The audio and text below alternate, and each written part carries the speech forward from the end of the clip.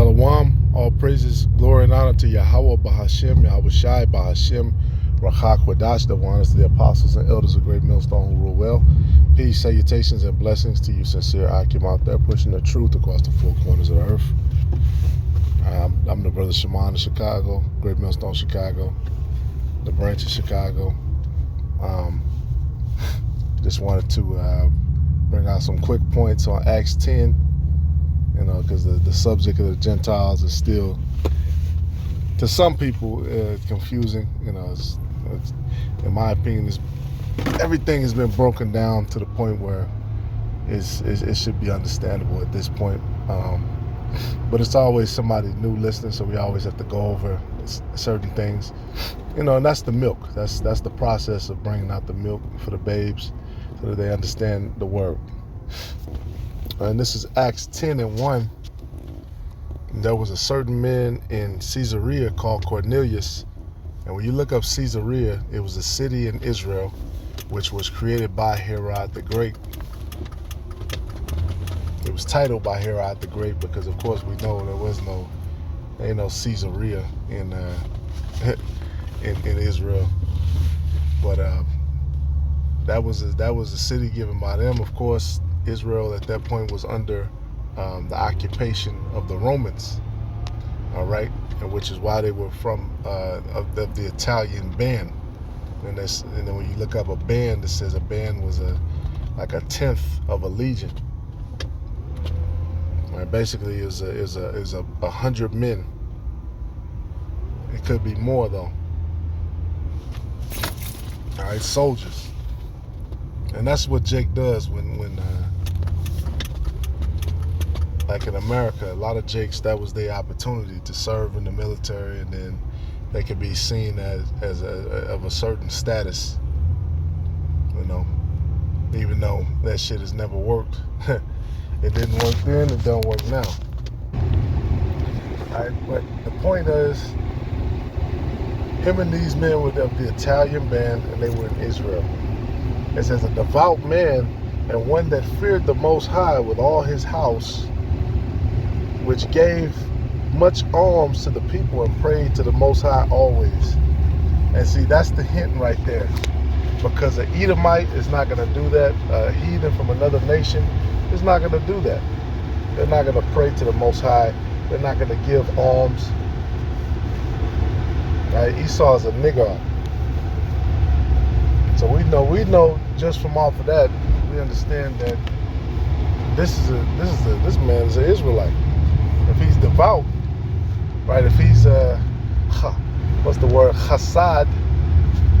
Right? Like you have the people today, they call themselves Hasidic.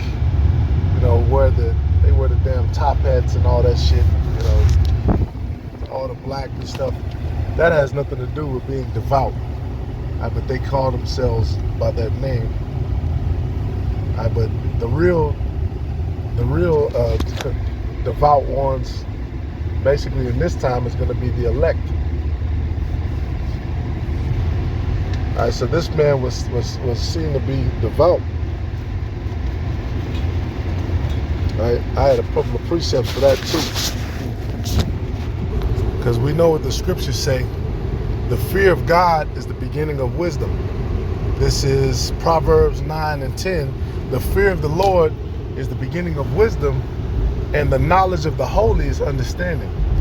And the heathen, they don't have that. They don't have the fear of the Lord. They don't have the knowledge of the knowledge of the holy. All right, those things are given to the saints. Those things are given to the Lord's people. It was never given to them. All right. When you read these different things that serve as context clues, just because the person is from a particular place, that doesn't mean that they're not an Israelite. Right? Just like in Acts, it goes on to talk about it. It talks about Jews, proselytes, Jews, devout men from all these different places, received that they basically heard their language being spoken by the men who had the spirit on them. So you have to use context clues, because Jake was scattered. And see, basic Christians, they don't want to acknowledge that, but that's in the scriptures, all right? When you see us, we've been in Babylon, we've been in Assyria. Jake done been all the way down to India, which is, you know, part of Elam and his territories. All right, Jake has been scattered. So when you see somebody who's highlighted that they fear the Heavenly Father and they have that level of wisdom, we know that that's an Israelite. Because the nations, they might have feared Allah Shaja, they might have feared, you know, some of the things that they heard about him, but they don't know him like that. Like, they don't have an understanding of the holy like that.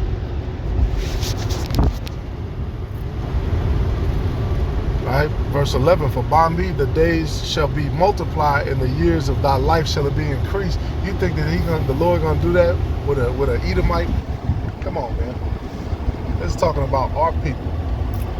Hey, I'm gonna increase your life, you know, but then there's another scripture that says, why should you die before the time? You know, the Lord, it's the Lord who can do that, man. He can lengthen your days, he can shorten your days. And we've seen examples of that, like with Hezekiah. If thou be wise, thou shalt be wise for thyself, but if thou scornest, thou alone shalt bear it. All right. There's other examples I can bring out, but that basically is the point. Another one, Deuteronomy 5:29.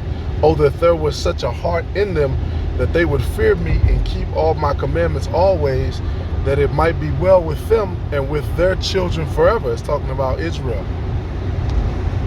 So when you see somebody who's devout and who's devoted, even though they might be under the banner of a heathen, then you know it's Jake. Here's another example, Psalms 102:15. So the heathen shall fear the name of the Lord, and all the kings of earth thy glory. When the Lord shall build up Zion, he shall appear in his glory. All right, it's going to be a day where the heathens fear the Lord and they know about him, but that's coming up, right? Because that's why the Lord is visiting the earth now, man. He's shaking shit up so all may know his name. All right, but jumping back to Acts 10 and verse 3, he saw in a vision evidently about the 9th hour of the day, an angel of the Most High coming into him and saying unto him, Cornelius. And when he was looked on him, he was afraid and said, What is it, Lord? And he said unto him, Thy prayers and thine alms are come up for a memorial before the Most High. And now send men to Joppa and call for one Simon, whose surname is Peter. So he received a vision to call on Peter. Like, and no regular, like, you have to understand the scriptures, no regular heathen is going to know to call on one of the apostles. Like, what's the apostle going to say if a heathen calls him? Like, what? Who is this heathen? What the fuck does he want? Not, all of a sudden, right, salvation is open unto you. Somebody who was never received the promise, they never received, you know, Romans 9 is not referring to a heathen. It's just not.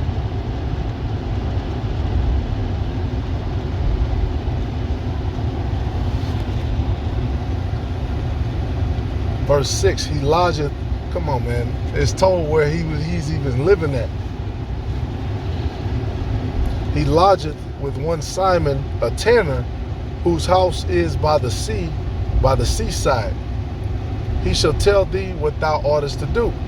And when the angel which spake unto Cornelius was departed, he called 2 of his household servants and a devout soldier of them that waiteth on him continually. And when he declared all these things unto them, he sent them to Joppa.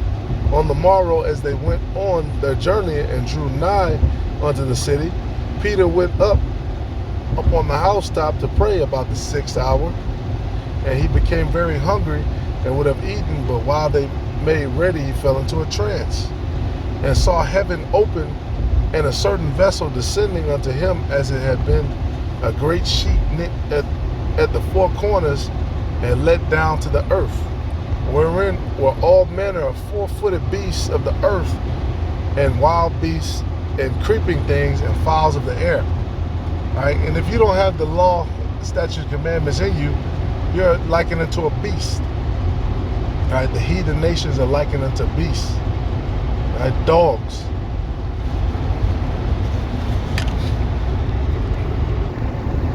Verse 13. And there came a voice to him, Rise, Peter, kill and eat. But Peter said, Not so, Lord, for I have never eaten anything that is common or unclean. And the voice spake to him unto him again the second time. So here it is. Peter like, hey, I don't deal with anything unclean, Lord. You know, he might have thought it was a test or whatever. But the way that Christians frame this, all of a sudden, this common unclean heathen who was a white guy, you know, is all of a sudden being able to deal with Peter and being able to deal with the gospel. No, let's continue to read. And the voice spake unto him again the second time, What the Most High hath cleansed, thou call not thou common. And that's what happened with the Gentiles. They had to go through a process of them being cleansed again. Right? Leave the idols alone. Leave the things offered, sacrificed unto blood or whatever.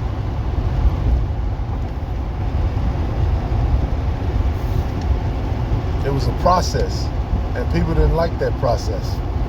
All right, when you go into Revelation and it goes into the 7 churches with 7 stars over it, it shows you that basically the Lord was dealing with these 7 churches.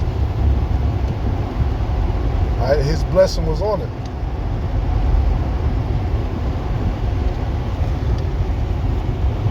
And when you go into the 7 churches of Asia Minor, basically it was 7 churches in Turkey. It was around the region where Paul was from. All right, verse 15. And the voice spake unto him again the second time, What the Most High cleansed, thou shalt not call common. Thou called not thou common. Excuse me. This was done thrice, and the vessel was received up again into heaven. Now, while Peter doubted himself in what the vision which he had seen should mean, behold, the men which were sent from Cornelius had made inquiry for Simon's house, and stood before the gate, and called and asked whether Simon, which was surnamed Peter, was lodged there. So he's questioning what the vision was about, and here it is, these men pop up. This is the answer.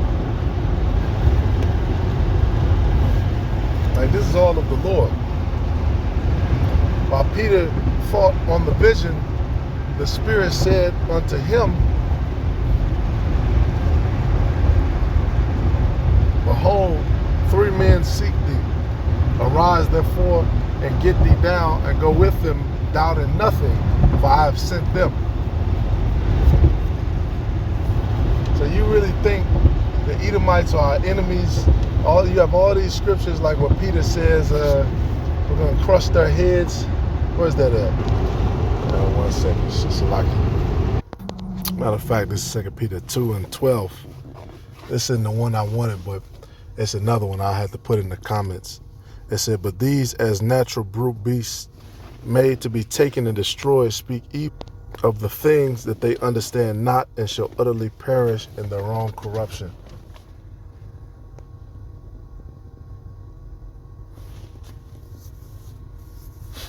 So, like a beast is talking about men who are wicked, and they receive the reward of unrighteousness, as they that count it pleasure to riot in the daytime.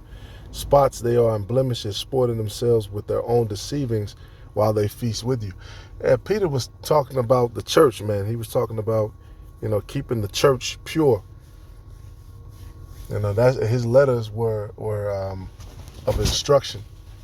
So why would he himself deal with somebody who's not going to do these things? You know, you really have to read through and see what these men are saying. And it's like, well, if they're saying all of this and they're rebuking Israel, they're rebuking people who know that they're Israelites, they're rebuking the church, they're rebuking the leadership on certain things, and make sure you're on point in this. Make sure this is what's going to happen. Make sure you're on point.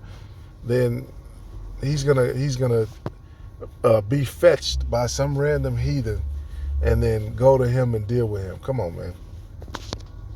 It doesn't make sense. All right, but back to the point. Acts 10.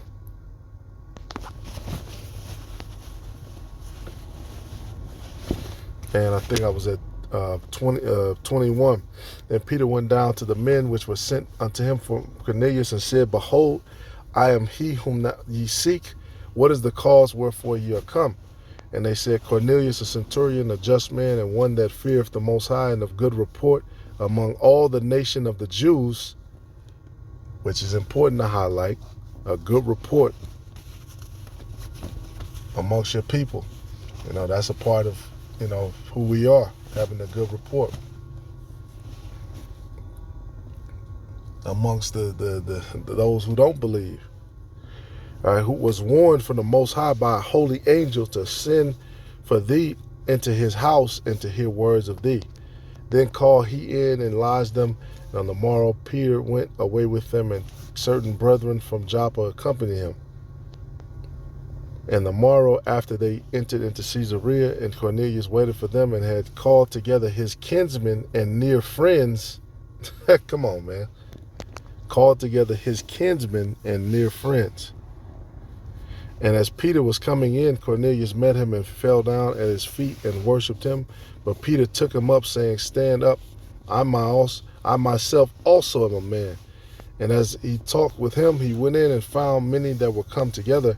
And he said unto them, Ye know how that it is a lawful thing for a man that is a Jew to keep company or come unto one of another nation.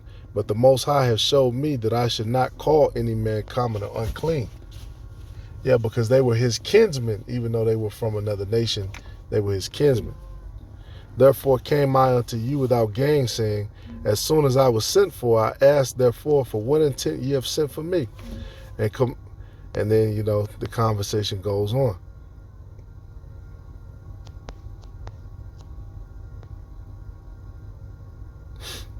All right, verse 34. Let's get to the point. Then Peter opened his mouth and said, Of a truth, I perceive that God is no respecter of persons. But in every nation, he that feareth him and worketh righteousness is accepted with him. Because anybody who really fears the Lord of these other nations, we know that they're more than likely, they're Jake. They have a zeal of righteousness. Part of that zeal is a fear of the Lord. The word which the Most High sent unto the children of Israel, preaching peace by Yahushua Mashiach, he is Lord of all. That word I say ye know, which was published throughout all Judea and began from Galilee after the preaching which John preached. And that's the point, man. You know, context and just reading through it and hear what's being said. You can clearly see that Cornelius and his kinsmen, not Cornelius and some random, come on, man. Some random heathens and Cornelius, and then all of a sudden, now salvation is open unto everybody. No. All right, because, hey, it's a balance.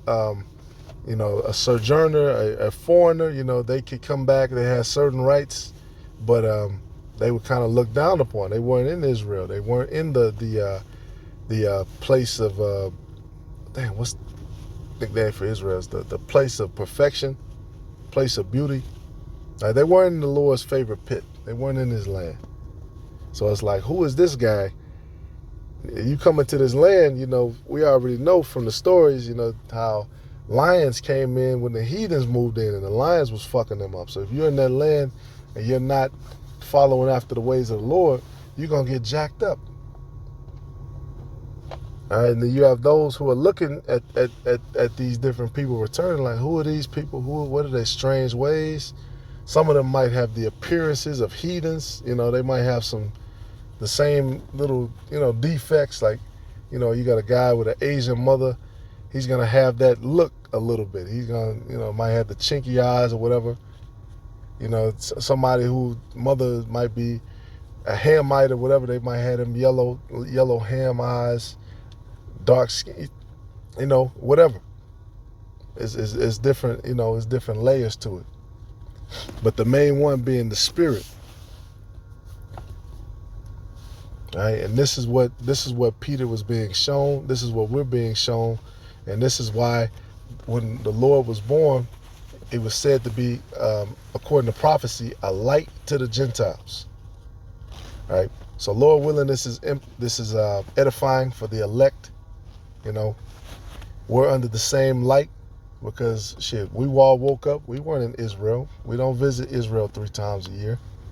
All right, we're all considered foreigners as we woke up, and then we're coming back to the Lord, and we're in whatever little sanctuary that we're in whatever nation you're in, right? Which we have little sanctuaries around the world until the time where we all be gathered and brought back. All right, we're that flock that's returning unto the Lord. The Lord said, "What? My sheep heareth my voice." A heathen ain't gonna hear this voice, man. Heathens don't know. When they see us teaching, they don't know what the fuck going on.